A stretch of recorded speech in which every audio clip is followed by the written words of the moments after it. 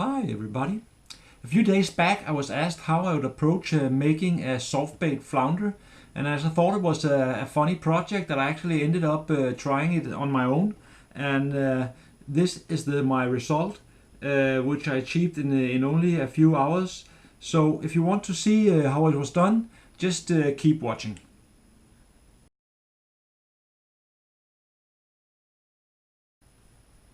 Making a soft bait flounder doesn't really differ much from making any other soft bait, except for one point that I'll get back to later.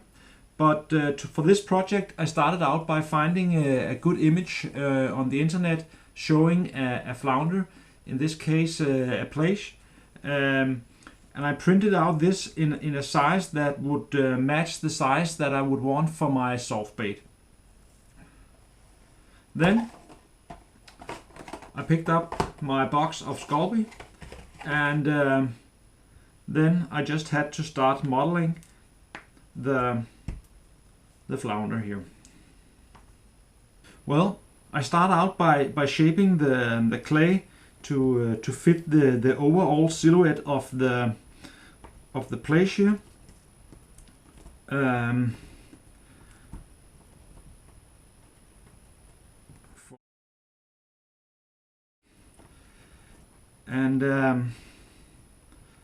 Then after that I have to take something into consideration. Would I actually have the lure to be exactly like a true plaice, or would I want it to have some other properties that would be better for the movement of the bait?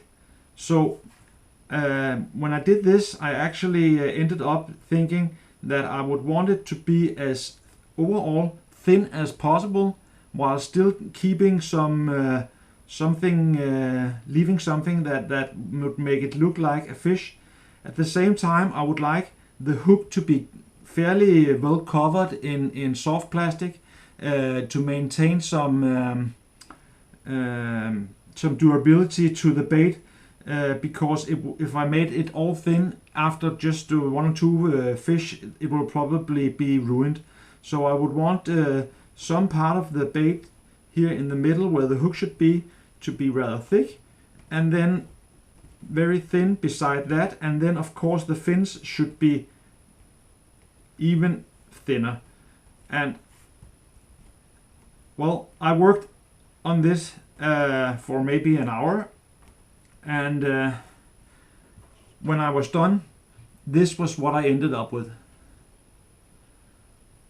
As you can see, maybe it doesn't really look like a flounder because of the big fat lump here in the middle, but that is used to cover the hook, and the rest of it is just as soft as possible to have as much movement in the water as possible. Well, after you shape your lure in the soft clay, it's off to the oven. I think I gave this about half an hour, and then it was like this, and you can see it gets quite hot. And when you get out of the oven and it has cooled down, it's just a question of polishing it up with some sandpaper to get a nice smooth surface like this one. Well, with the master all smooth and nice and ready, it's just off to the shed where I can do the first castings of the lure.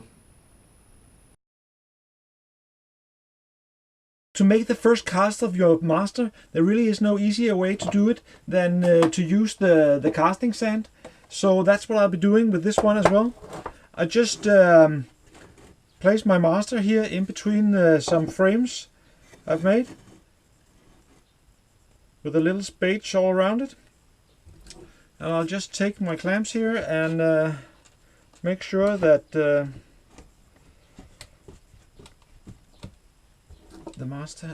frame stays where it should.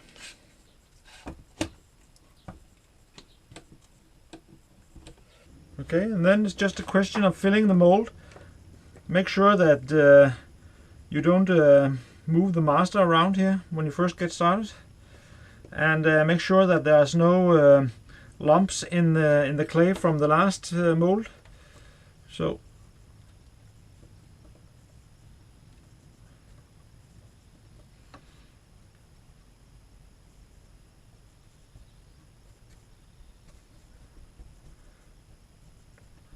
just start packing it lightly,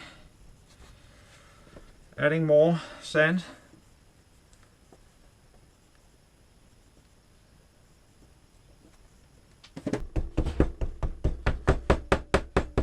Then you just have to pack it as hard as possible. Use a piece of wood. You can even use a hammer to count.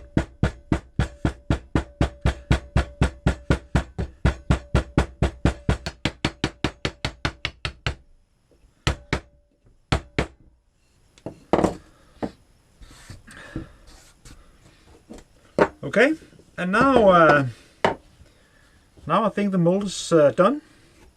So I'll just remove all the. I'll just remove the clamps here.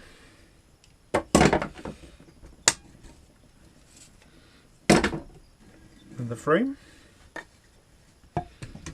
Just okay, and then I'll flip over the mold. As you can see, the master actually drops out on its own. And here we have quite a nice imprint of the master. As you can see, this mold differs from most other molds by being completely open. This will enable you to make a very thin lure that is built up of several layers. Well, now I'll heat up some soft plastic in a few colors and start casting. And while doing so, I'll need my mask and my gloves on, so I'll leave the speaking to be added later. So, well, just watch and enjoy.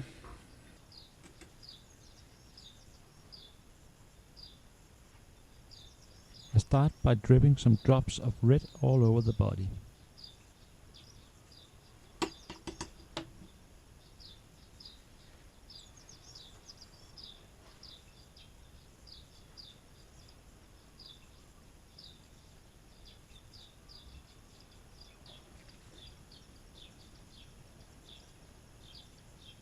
Then you pour in the brown back of the lure. Pour in at the fins and let it run to the center of the lure. This will give you a nice thin layer of the brown color.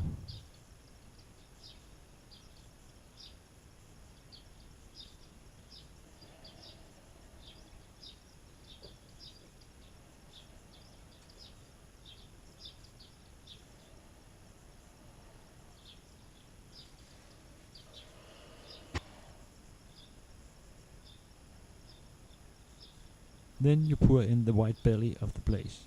Avoid pouring into the fins to keep them as thin as possible.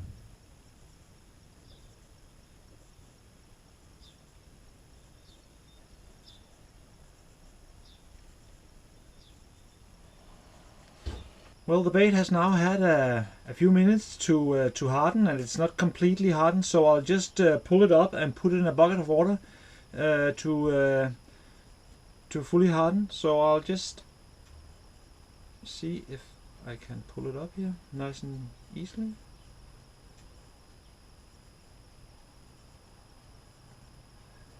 And I think you can already see how nice it is. It needs to be washed, so I can wash off the pieces of sand that is still here, but apart from that, it is more or less ready. So I'll just put it in the bucket, and as you can see, there's a few minor damages to the mold, but I can actually use it, and I've been using one of the other ones up to 3 times with no problems. But of course, if you want to make more than just a few of those, it would be a very good idea to make a mold from another material than casting sand. So what I did is that I took some porcelain powder and made this mold. I'll just try that on for a second cast here.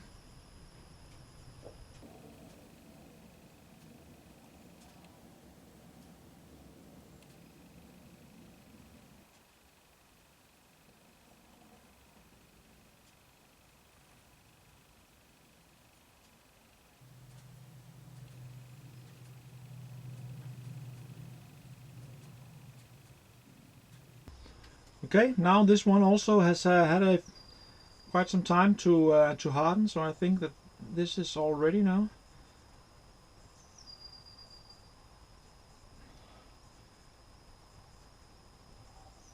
And of course, if you want them to have a more shiny surface, you should give the mold some varnish. But for this purpose, I think that this is quite fine. Well, I'll take this one and the one from the casting sand mold, and then I'll go inside and show you how I will rig these on a jig head.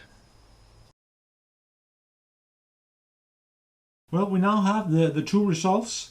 This is the one from the casting sand mold, and this is the one from the plaster mold. Not really that big a difference between the two of them. Of course, if you're making more than just a few, it's much easier to do it in a plaster mold. And if you take the time and effort to give it a layer of varnish, you will get a much smoother and nicer surface. But in the end, I'm not sure the fish will notice. Anyway, I'll just show you how to mount these. For this purpose, I've made a special jig head for this one. And normally I would put the barb facing downward, but in this case, where the bottom is quite flat, I have turned it sideways. And as you can see, I've left the head with a white belly and golden upper part to match the flounder here. Apart from that, I have taken a piece of pipe and I have filed it quite sharp, and as you can see, it has more or less the same diameter as the head, so I should be able to punch out the head like this.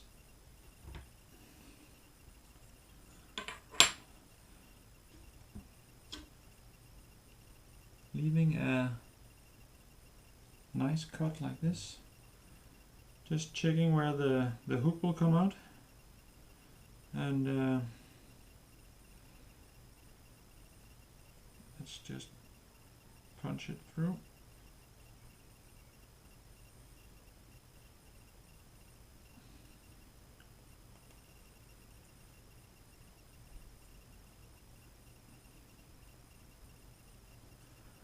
I think with a few drops of super glue, that will be a nice ending.